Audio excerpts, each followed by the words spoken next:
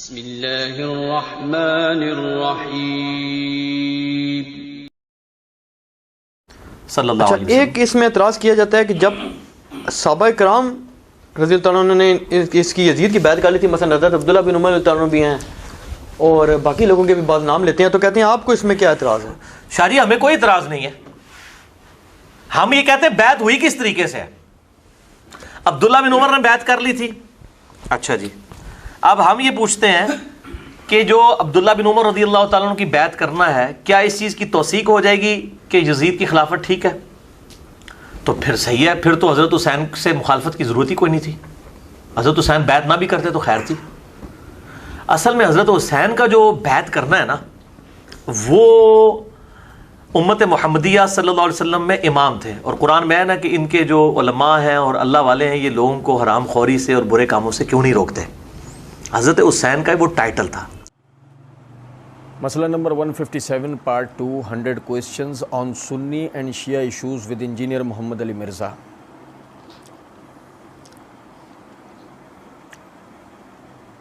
मिर्ज़ा जी की सहाबा इकराम रज़वानुल्लाह अलैहिम अजमईन के हवाले से जो धोखेबाजियाँ और अय्यारियाँ हैं, अल्लाह ताला का फ़ज़ल व करम से हम उन्हें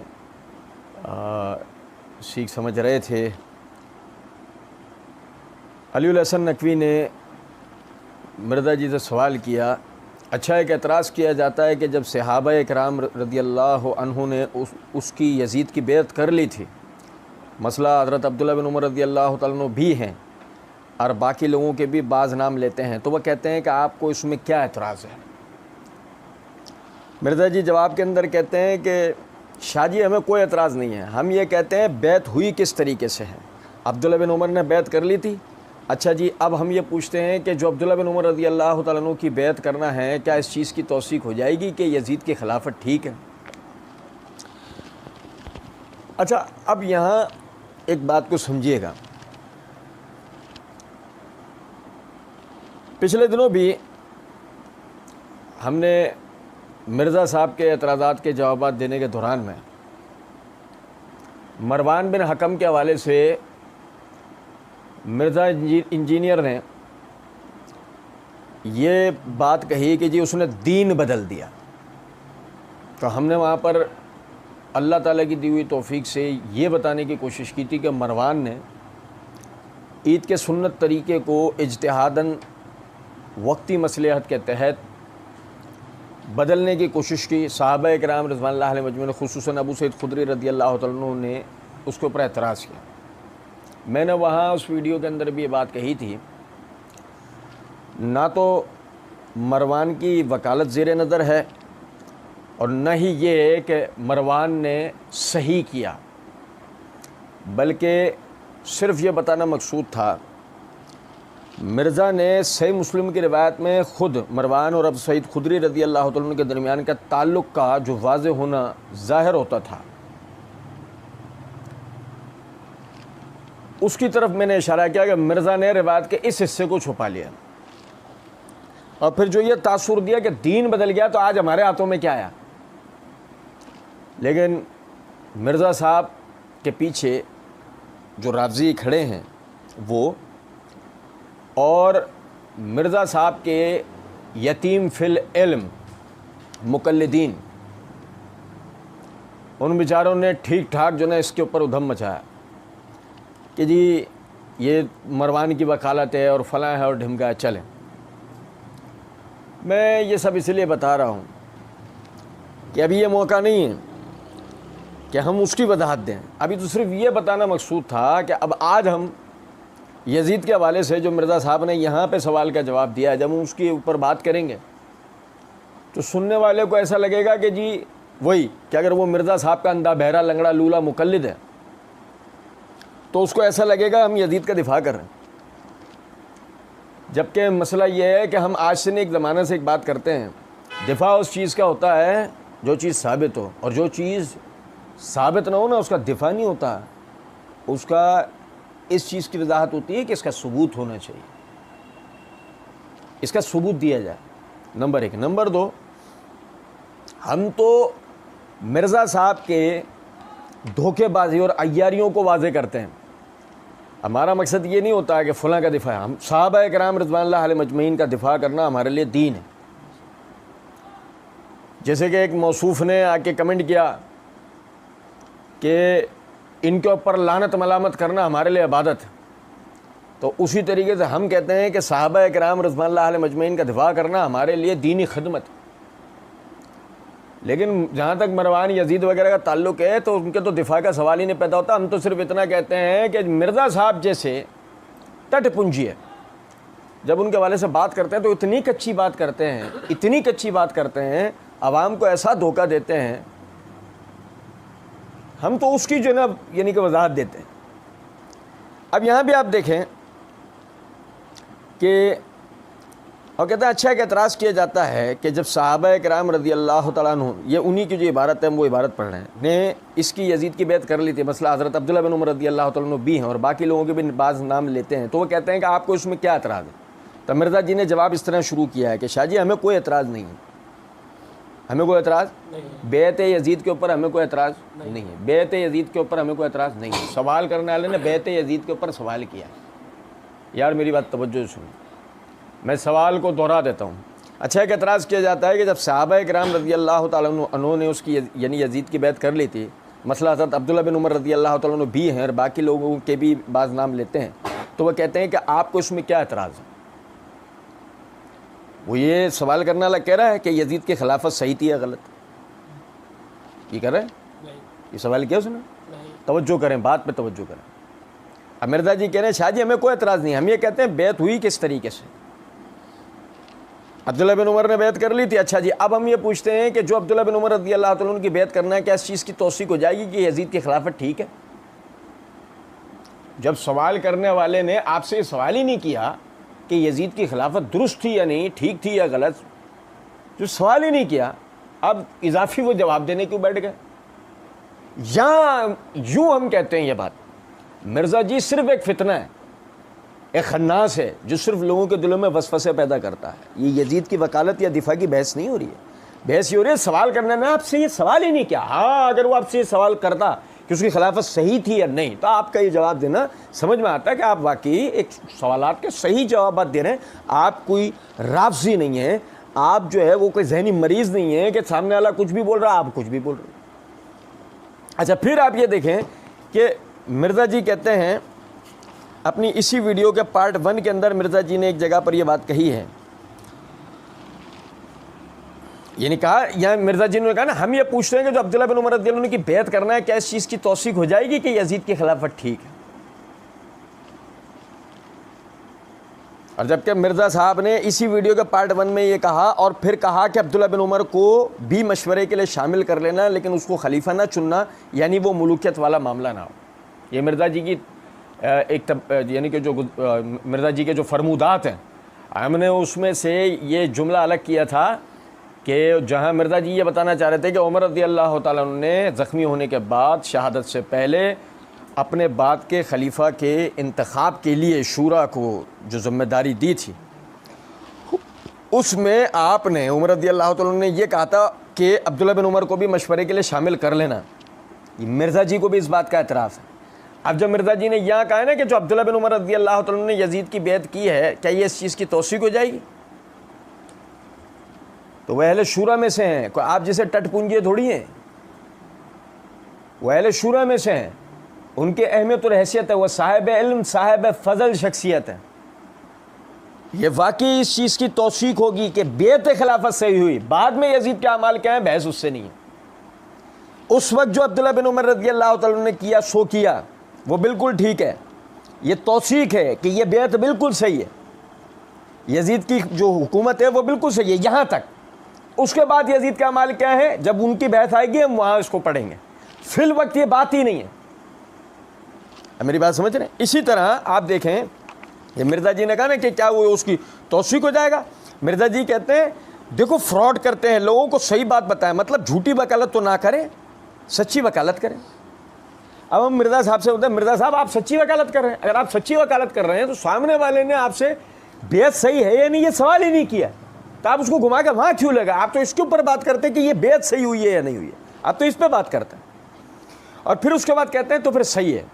फिर हज़रत हुसैन रज़ी अल्लाह तआला अन्हु से मुखालफत की ज़रूरत ही कोई नहीं थी। फिर मिर्ज़ा जी हुसैन रज़ी अल्लाह तआला अन्हु से मुखालफत की किसने? ये कौन सी आपने बात कही है कि हुसैन रज़ी अल्लाह तआला अन्हु से मुखालफत की ज़रूरत ही कोई नहीं थी? हुसैन रज़ी अल्लाह तआला अन्हु से मुखालफत की किसने और करेगा कौन, क्यों करेगा? उसकी तुक बनती है सिवाय हवाई बातों के, सिवाय अफवाहों के। और कहते हैं हज़रत हुसैन बेत ना भी करते तो खैर थी। हज़रत हुसैन बेत ना भी करते खैर थी। क्या मजाक तमाशा है,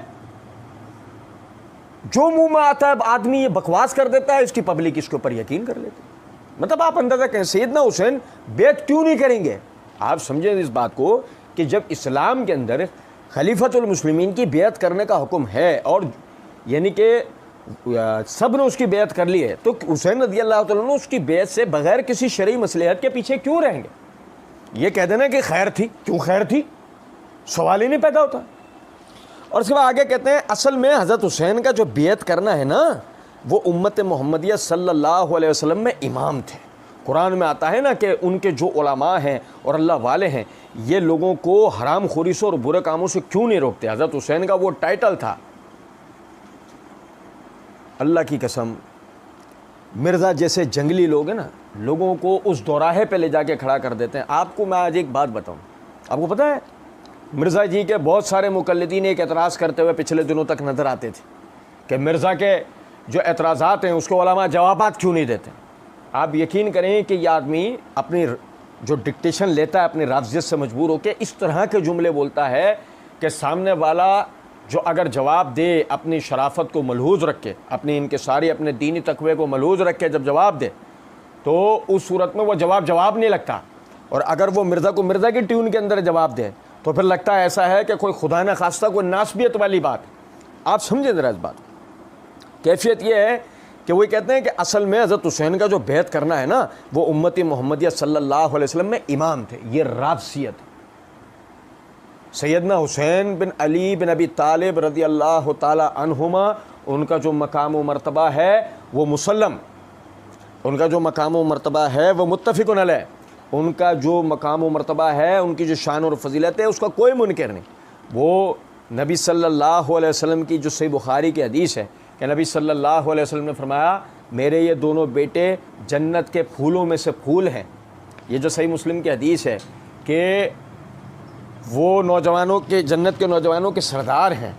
और सबसे बड़ी बात आप ये देखें कि वो एक साहिब इल्म व फ़ज़ल शख्सियत हैं, एक मुजाहिद आदमी हैं, एक परहेज़गार आदमी हैं, वो मुज्तहिद हैं, वो सब चीज़ें अपनी जगह हैं। लेकिन ये समझें ये खालिसतन राफ़ज़ियत है कि ये कहना कि असल में हज़रत हुसैन का जो बेत करना है ना, वो उम्मत मोहम्मदिया सल्लल्लाहु अलैहि वसल्लम में इमाम थे। सैयदना हुसैन की मौजूदगी में दीगर सहाबा कौन थे? क्या उस वक्त सिर्फ सैयदना हुसैन थे? नहीं। आप समझें कि ये आदमी किस तरीके से लोगों में राफ़ज़ियत का जहर भरता है। देखें, सैयदना हुसैन है, सैयदना हुसैन के दीगर भाई हैं अहले बैत में, फिर हज़रात दीगर सहाबा किराम है। मसलन खुद अब्दुल्ला बिन उमर का तो जिक्र ही चल रहा है ना, आगे अब्दुल्ला बिन ज़ुबैर का जिक्र आएगा। क्या ये हज़रात उम्मत के इमाम नहीं थे? जिस तरह सैयदना हुसैन बिन अली बिन अबी तालिब रज़ी अल्लाह ताला अन्हुमा का मकाम व मर्तबा है, उसी तरह बाज़ फ़ज़ाइल में यानी उनसे कमतर और सहाबियत की फजीलत में एक बराबर, तकवे की फजीलत में एक बराबर अब्दुल्ला बिन उमर, अब्दुल्ला बिन ज़ुबैर हैं। ये तमाम हज़रात हैं। लेकिन सवाल यहाँ ये पैदा होता है, आप ये देखें कि ये तो तीन में वो नाम लिए जो मिर्ज़ा जी ने भी ले दिए, वरना तो खुद अली हसन नकवी ने कहा है ना कि साहबा ने उसकी बैत की, साहबा ने उसकी बैत की। तो क्या वो उम्मत में इमाम नहीं थे वो सारे हज़रात?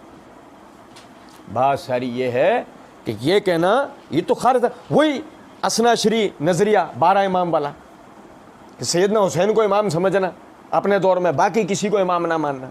आप समझें ज़रा इस बात।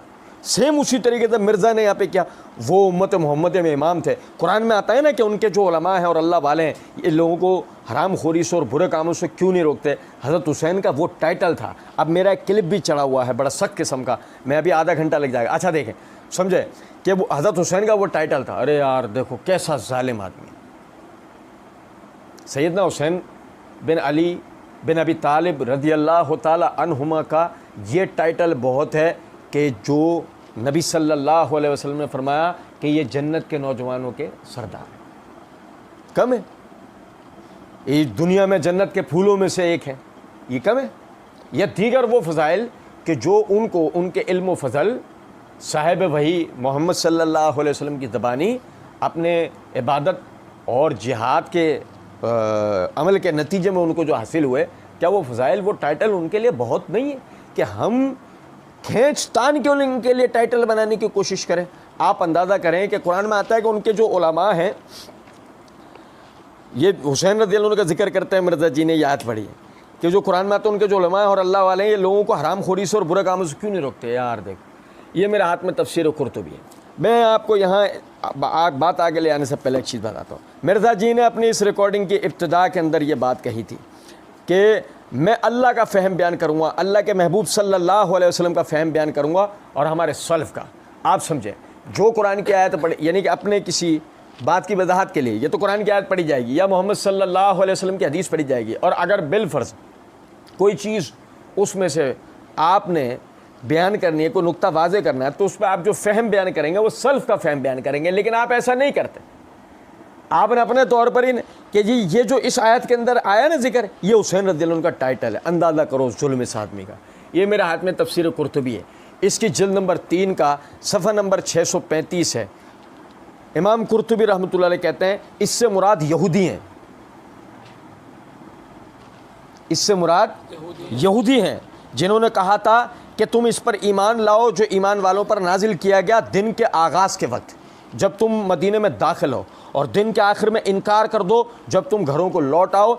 इस पर दलील यहूद का पहले ज़िक्र है और बाद में भी इन्हीं का ज़िक्र है। यानी कि ये जो बात की जा रही है कि इससे मुराद यहूद है, कि यानी आयत के पहले भी यहूद का ज़िक्र है, इस आयत के बाद भी यहूद का ज़िक्र है।